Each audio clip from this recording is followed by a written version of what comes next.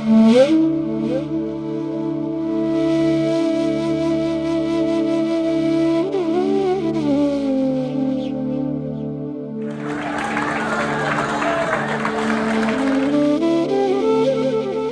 में all India 40 rank की है ना।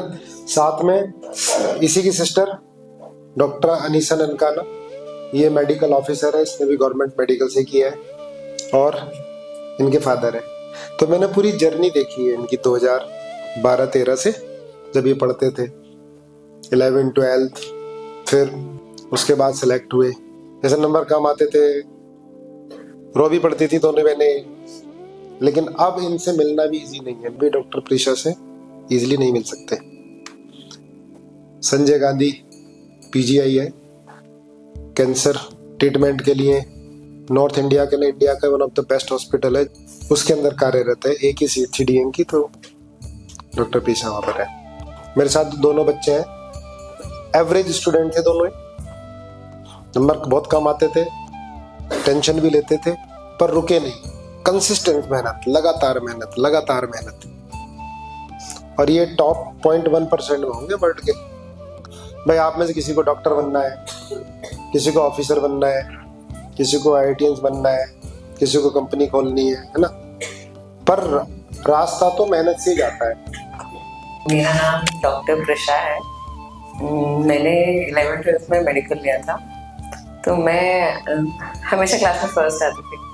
तो फिर 11th 12th में जब मेडिकल पढ़ने लगी तो मुझे रियलाइज हुआ कि नहीं यार, बहुत सारी चीज़ें जो मुझे नहीं आती। हम सर के पास पढ़ते थे, तो एग्ज़ाम से एक पूरा महीना पहले मैं सिर्फ रोती धोती रहती थी और मुझे बहुत हेडेक होता था, सिर्फ स्ट्रेस और कुछ नहीं। और मैंने सर को फ़ोन भी किया रोते रहते कि सर मेरे से नहीं हो रहा है। पर एक ही चीज़ थी कि सर बोलते ठीक है रो लो, नहीं हो रहा है कोई बात नहीं, तुम थोड़ा थोड़ा करते रहो जितना हो रहा है। तो मैं रोते रोते भी क्वेश्चन करती रहती थी। So that was the only thing कि ठीक है नहीं भी हो रहा है तो भी मैं कर रही थी। तो मेरा नीट यूजी में 5000 रैंक था। फिर उसके बाद मैंने एमबीबीएस कंप्लीट किया। फिर इंटर्नशिप में ही I got into PG, I took internal medicine, और तब मेरा नीट पीजी में 3000 रैंक था। फिर आफ्टर फिनिशिंग मेडिसिन इटसेल्फ 1 महीने बाद ही एग्जाम था नीट सुपर स्पेशलिटी का। जैसे नीट इतने सारे हैं, नीट यूजी फिर पीजी फिर सुपर स्पेशलिटी, तो उसमें मेरी ऑल इंडिया रैंक 40 थी। और क्लिनिकल हेमाटोलॉजी की सीट्स मुश्किल से 15-20 ही हैं government seats all over India, but I was the first ranker जिसने क्लिनिकल हेमाटोलॉजी उठाया। तो all India rank 40, clinical haematology में I was the first rank. तो अगर I am the same person जिसने वो रैंक भी निकाला, और आई थिंक तब मैं उन लोग के साथ कम्पीट कर रही थी जो शायद इस फील्ड में सबसे बेस्ट थे ऑलरेडी। तो अगर मैं तब कर सकती, दिमाग तो वही है, इंसान तो वही हूँ, तो शायद 12th में भी कर सकती थी। बट मेरी सिर्फ गलती थी कि मैंने खुद को बहुत डाउट किया और मैंने बहुत टेंशन लिया कि कल क्या होगा। तो मेरे बात करने का मकसद यही है, अपनी रैंक बताने का मकसद यही है कि तुमको खुद को डाउट नहीं करना है, तुमको कल के बारे में नहीं सोचना है, इस एग्जाम के बाद क्या होगा नहीं सोचना है, इस टेस्ट में कम मार्क्स आए तो इसके बाद क्या होगा नहीं सोचना है। सिर्फ जिस 1 घंटे में तुम किताब खोल के लाइब्रेरी में बैठे हो उस टाइम के बारे में सोचना है। शाम को क्या होगा, कल क्या होगा, परसों क्या होगा, वो किसी को भी नहीं पता। तुम्हें नहीं पता, मुझे नहीं पता, किसी को भी नहीं पता। पर उस 1 घंटे में, इस अगले 5 मिनट में तुम मेरा ये पैराग्राफ कंप्लीट होगा, ये तुम्हें पता है। Those 5 minutes are yours, that 1 hour is yours. तो just focus on that 1 hour. बाकी all of you are very very bright. जो भी मैंने सर से सुना है, तुम लोग मुझसे लाख गुना ब्राइट हो यार। तुम लोग को मुझसे बहुत ज़्यादा अच्छे से आता है, तुम लोग बहुत ज़्यादा स्मार्ट हो, तो ऑल द बेस्ट।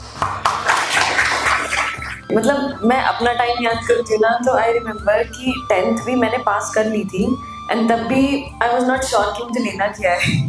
मतलब इतना कंफ्यूजन था। और अभी मैं आप लोगों की जनरेशन को देखती हूँ, आप लोग इतनी जल्दी टाइम से इतना प्रिपेयर्ड होते हो, आपके पास एक विजन होता है। मतलब आई वंडर कि कितने स्मार्ट बच्चे हो तुम लोग। एंड सीरियसली मतलब अगर आपको लग रहा है ना कि हाँ खड़े हैं ये इतना अच्छा कर रहे हैं, तो सोचो आप लोग क्या कर रहे होगे अपने टाइम पे जब और 10 साल बाद। तो मतलब बहुत अच्छी बात है, आप लोगों में एक विजन है। और यहाँ पे मैंने देखा है कि सर भी बताते हैं कि बहुत पढ़ाई है, बहुत अच्छी बात है, और एक्स्ट्रा करिकुलम भी आप लोग करते हो। तो वो भी बहुत अच्छी चीज है एंड ये आपकी मेंटल हेल्थ के लिए भी बहुत अच्छा है और आपको स्टडीज में भी हेल्प भी करेगा अल्टीमेटली। और पता है जब हम आपके जगह बैठे होते थे और हमारे पास ऐसे कोई आता था बताता था कि एमबीबीएस में तो और 15 गुना ज्यादा पढ़ाई है, नीट यूजी के टाइम पे हमें लगता था कि अभी 3 सब्जेक्ट नहीं पढ़े जा रहे हमसे और 19 सब्जेक्ट कैसे पढ़ेंगे, बट वो हो जाता है। तब उस टाइम पे लग रहा होता है कि ये जो ऑब्स्टिकल है बहुत बड़ा है, पर ग्रेजुअली यू रियलाइज कि सब हो जाता है मैनेज। तो वो चीज पे वर्क करोगे ना, you do much better than us. तो यही कहूंगी, ऑल द बेस्ट, सब लोग बहुत अच्छा करोगे, I do believe that. Okay, thank you. ये दोनों मेरी बेटियां हैं और मेरे को बड़ा गर्व है दोनों पे। क्यों? क्योंकि ये जिस मुकाम पे अब पहुंची हुई है ना, वहां पहुंचना बहुत मुश्किल है, लेकिन everybody can do.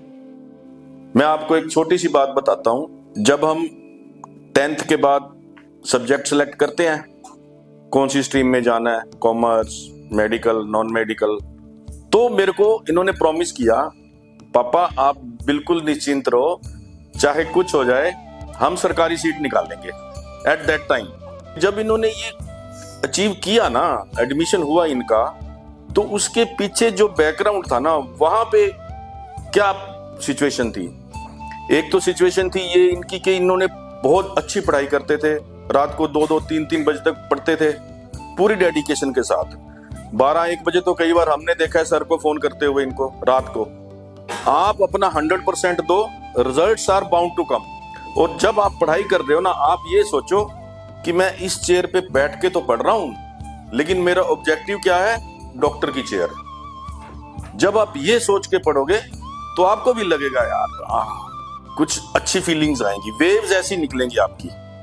Thank you भाई। इस समय ये टॉप मोस्ट लेवल पर ही है। डीएम में जो बताया ने कि रैंक 1 बहुत बड़ी बात है। पीजी में या डीएम के लिए तो बहुत बड़ा कंपटीशन होता है। अपने आप को एवरेज मान रही है तो कितनी मेहनत की होगी, किस लेवल की मेहनत की होगी, तब यहाँ पर पहुंचे हुए हैं।